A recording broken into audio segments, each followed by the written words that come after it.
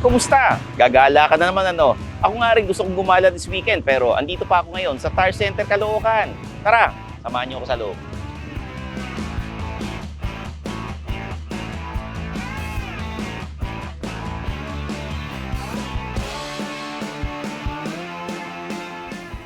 Para kasi sa ating mga mahilig gumala at laging bumabiyahe, mahalagang siguraduhin laging nasa excellent condition ang mga gulong natin. Para safe, di ba? Dahil bawat lubak, butas o gutter na nadadaanan natin ay may mga hindi magandang epekto sa mga gulong. At hindi naman talaga maiiwasan ito sa lahat ng pagkakataon. Lalo na dito sa Pinas.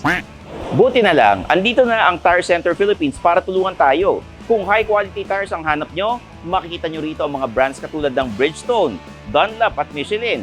Pero kung mas affordable naman ang hanap ninyo, no problem pa rin. Dahil available rin dito ang ilang mga brands na budget-friendly na tumatagal ng 2 to 3 years. Ang angas dito, ano? Talaga namang one-stop shop ito para sa ating mga motorista dahil hindi lang gulong ang pwede nyong mabili rito. Nagbebenta rin sila ng batteries, rims, tubes at marami pang iba.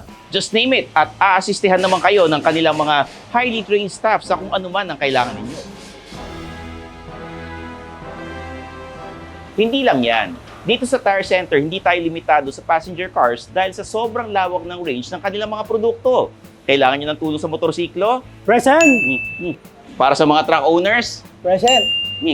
Kung mahilig kayo sa mga outdoor adventure, meron din silang pang off-the-road vehicles. O kaya naman isa kayo sa mga yayamaning tito and tita golfers natin dyan, saan ka pa?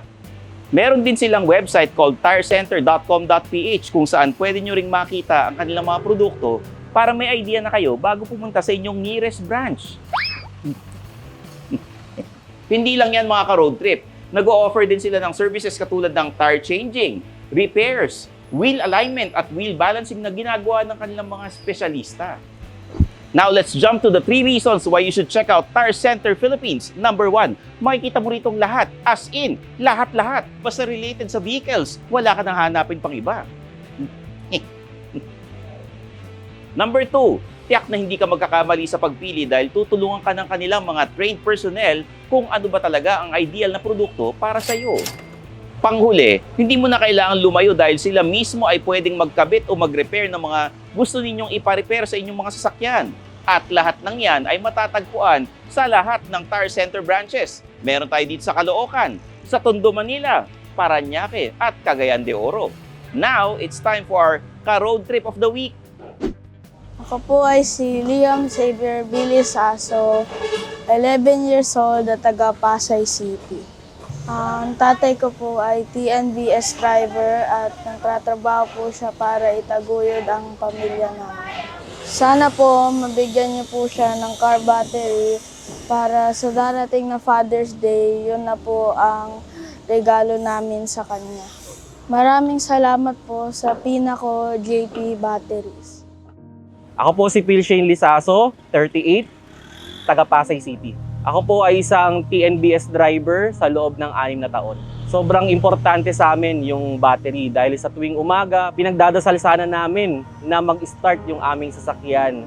Kaya sobrang kailangan namin ng reliable na battery para sa araw-araw ay meron kaming maiuwi sa aming pamilya. May mga pagkakataong malakas din naman, pwede kaming kumita ng mga 700 a day.